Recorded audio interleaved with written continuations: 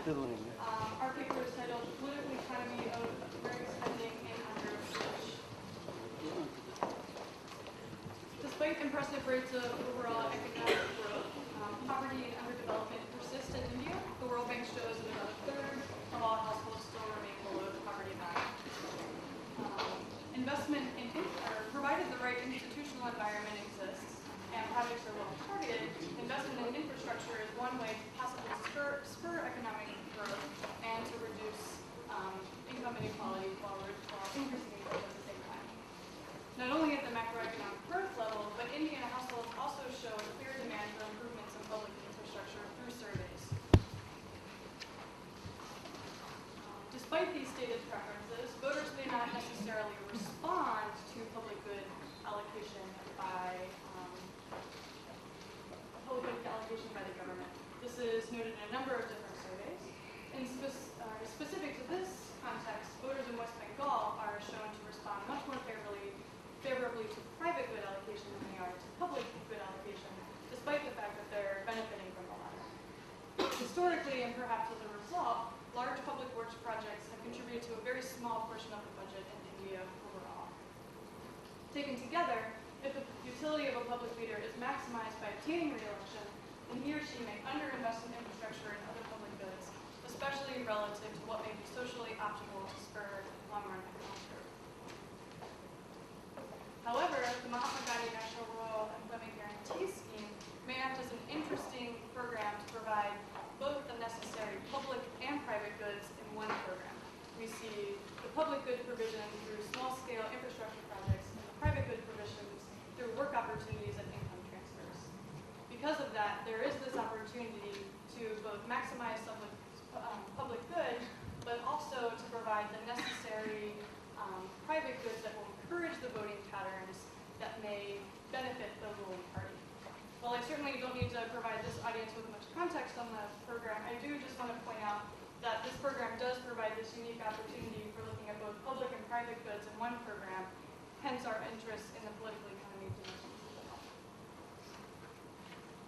In this paper, we investigate the correlates of direct spending at the mandal level in Andhra Pradesh with a specific focus on clientelism. As has been mentioned a few times today already, Andhra Pradesh is one state in India that shares both praise and critique for its implementation of grants, making it a useful case study. However, no quantitative evidence exists to link politics to project allocation spending.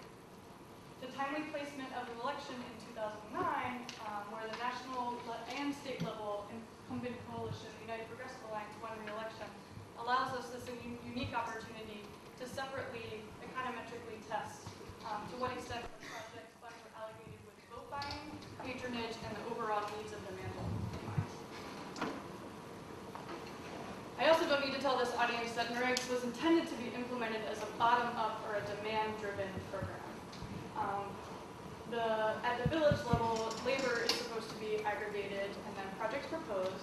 However, the state has the ultimate authority over project or program implementation and approving the funds that the village level uses. Because the states are the implementers, we choose Andhra Pradesh as our case study, but focus our analysis at the mandal level. As I mentioned, Andhra Pradesh is one of those states that has a host of evidence to show that it has been a real success story. There is evidence to show that it's well targeted and code 4, that the welfare impacts are greater than the costs, and that has helped to mitigate some of the negative income effects related to weather shocks. At the same time, there is a host of evidence to show that implementation in Andhra Pradesh has been flush with directives from the state, implying a more top-down approach to implementation or supply-driven. Not only that, but the chief minister has all but publicly said that part of the focus of his administration was transforming these these welfare schemes from explicitly corrupt means of distributing funds to avenues for winning re-election more generally. A subtle but important difference. So this kind of joint characterization suggests that clientelism has played at least a small part in NREG's fund allocation in Andhra Pradesh. I've included kind of a well-cited definition of clientelism from the political science literature here. Clientelism, though, acts as an umbrella term for more specific effects like vote buying leading up to an election, and then patronage effects following a successful election, as it was for the UPA party in 2009. So our kind of overall hypothesis is that in addition to the observed needs of the mandal, we expect that project allocation has been correlated with some sort of vote buying or patronage metrics at different points along the political calendar. To test these overarching hypotheses, we estimate 3 different model specifications. And all of them were predicting mandal level spending, mandal I during fiscal year T. In this first model here, we create a term called advantage, which is essentially the margin of victory between the UPA coalition and the second place party, where the UPA won, and the UPA party in the first place party, where they lost. In a second model specification, we're kind of expecting that perhaps this advantage term is too precise to pick up on some of the political effects that we may expect. Therefore, we group mandals into 3 different groups: non-supporters, swing voters, and supporters based on their observed level of advantage from the previous election. Both of those above 2 models are specifying those election variables with respect to the last election. But we also specify an equation or a model where we look at the changes in voting patterns of individuals at the mandal level between the 2004 and 2009 elections. Here again, we group the models into 4 different categories based on whether or not the UPA won or lost in the 2004 and 2005 elections.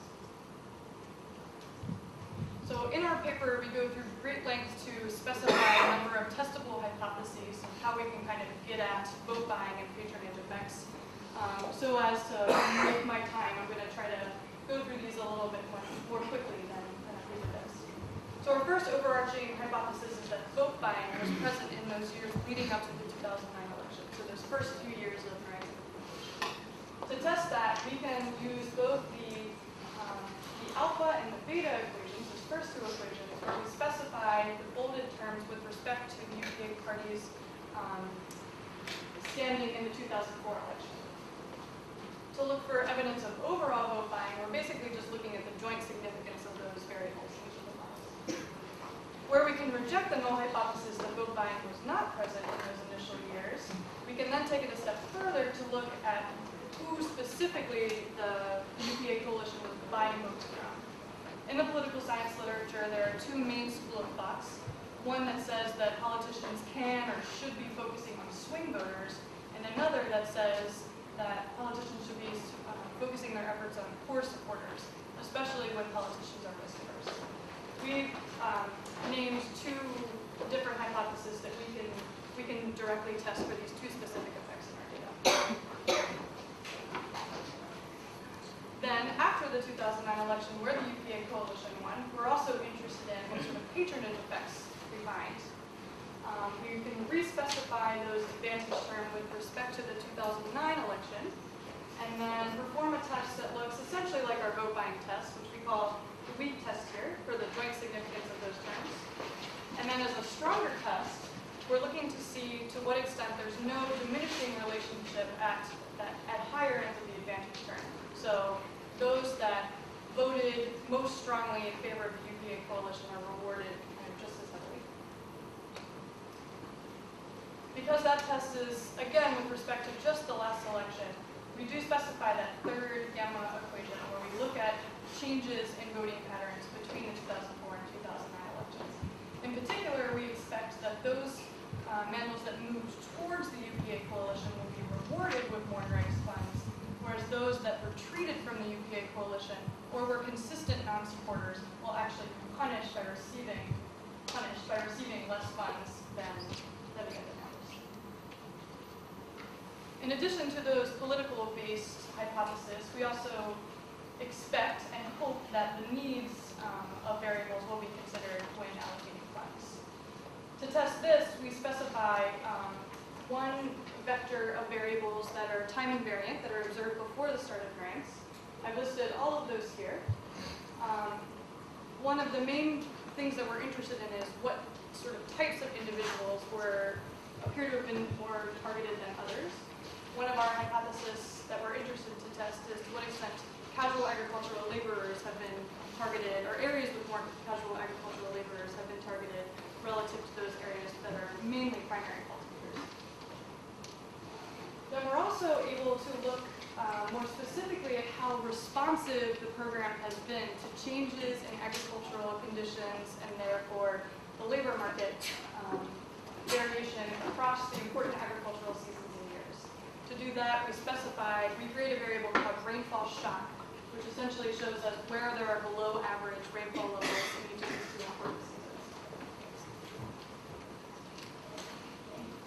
While our main interest is in the correlates of NREG's fund allocation, we also specify a model where we're looking at how voters have actually rewarded the politicians with their votes based on NREG spending in the previous years, or in the first years of project implementation.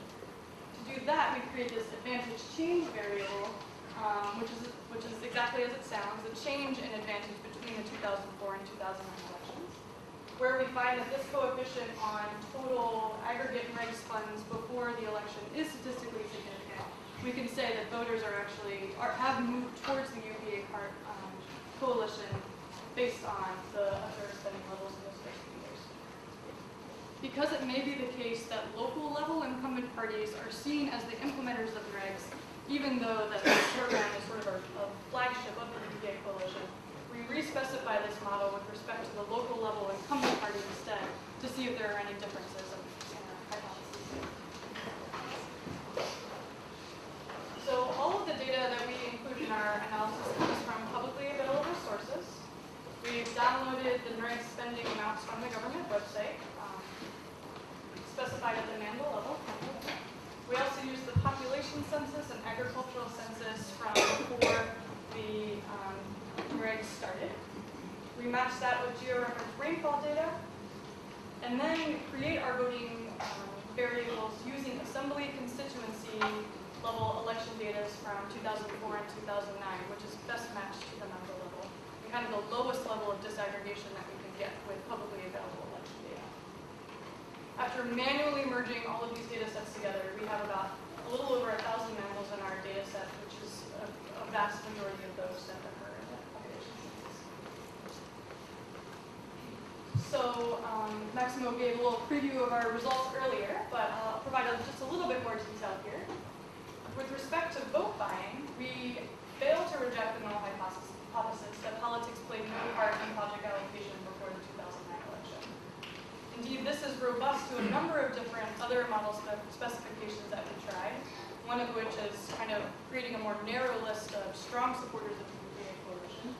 I've also estimated this with respect to the INC party in particular. That's not included in the paper. I did that on the plane, and everything basically runs the same way. Not only are the results robust when pulling across the three fiscal years, but when running by cross-section, we find that no year in particular is driving these results. In fact, in 2006-07 fiscal year, we do see some evidence of vote buying. However, since that is the year furthest from the 2009 election, we think we actually may be picking up on some leftover patronage effects from the 2004 election instead of vote buying leading up to the 2009 election. On the other hand, we do find consistent evidence of patronage effects in the years following the 2009 election.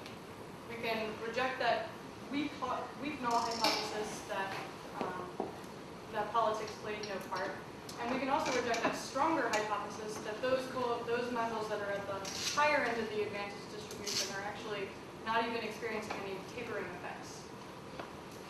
When calculating the average partial effect on that advantage term in the first model, we find that a 1% increase in UPA advantage is correlated with a 1% increase in total NREG funds allocated to a given mandal in the post-election years. It seems like a small number, but when considering that this can go up to 100%, that is actually could be a sizable magnitude for some mandals. Also, when looking at the change in election patterns between the 2 years, we also can reject that null hypothesis that all mandals were treated the same.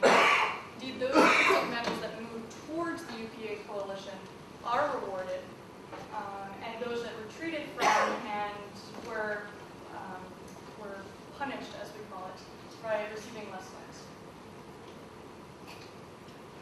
With those in mind, it's interesting to look at how our needs-based correlates stack up. With respect to time invariant variables, we find that these first two here, which are supposedly correlated with higher rates of poverty, as one of the presentations from earlier today showed us with respect to this first one. The fact that we find this consistent, positive, and significant relationship shows that targeting in Andhra Pradesh has been pro-poor, targeting at the macro level.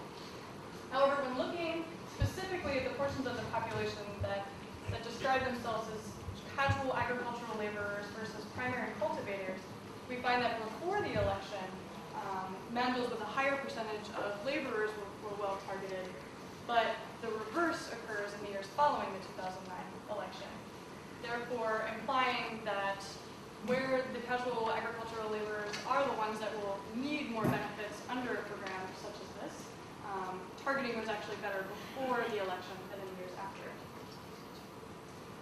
The last three variables here are just three of the variables we included in our analysis that look specifically at the characteristics of the land within the mandal. We find that areas with a lower percentage of irrigated land received more benefits, as you would expect, and also those areas with higher average long-run rainfall rates, which we expect to be correlated with higher productivity.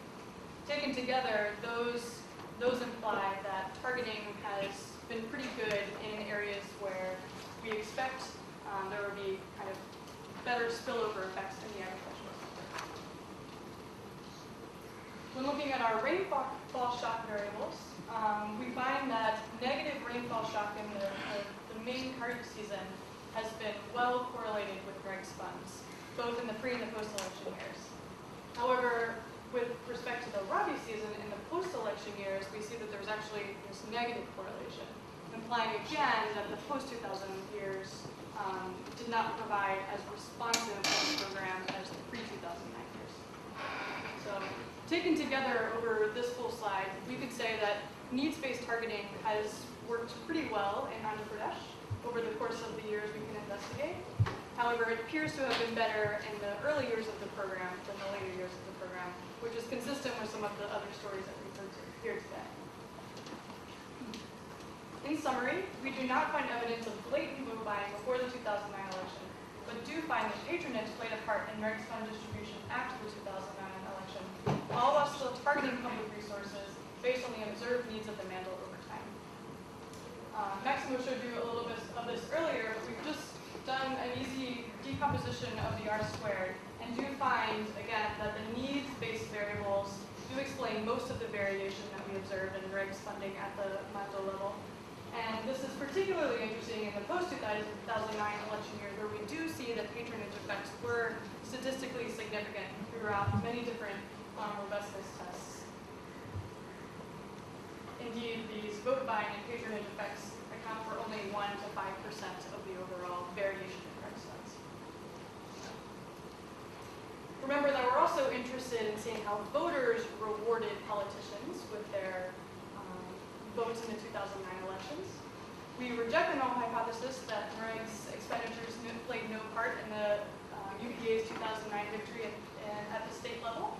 However, when re-specifying with respect to the local level incumbent party, we cannot fail to reject, or we cannot reject that hypothesis. We sort of draw three main implications from that.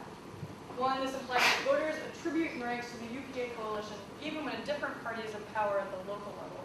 This provides evidence to the fact that the UPA coalition has really treated this as their flagship program.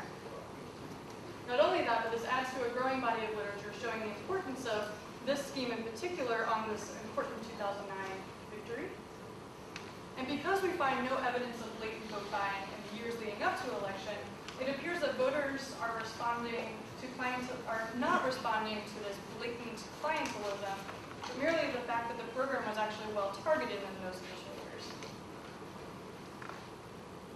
So our four overarching conclusions, despite the fact that we have sort of robust checks that we're still looking to complete. One, we do not find evidence of vote buying leading up to the 2009 election. This runs contrary to public opinion, and also even the stated preferences of the chief minister at the time for using this program to secure his re-election.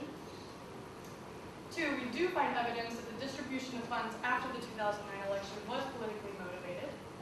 Because of the upheaval that was experienced in Andhra Pradesh following YSR's death in 2009, we expect that this may not necessarily be pure patronage, but some element of vote buying leading up to that by-election in 2012, or even the yet-to-be-had election in 2014. So clientelism, but not exactly sure what type. Third, we do find that fund allocation has been well targeted to the needs of the mantle, and much more well targeted than may have been envisioned, both based on the observed time and variance variables, and also those variables that are meant to capture the changes in seasonality across years. Fourth and finally, we do find that aggregate spending in the pre-2009 years was positively related to a shift in voting patterns towards the UPA coalition, not the local level incumbent party in 2009. And as I said before, because the UPA did win this landslide win, it appears that overt vote buying wasn't even necessary to secure that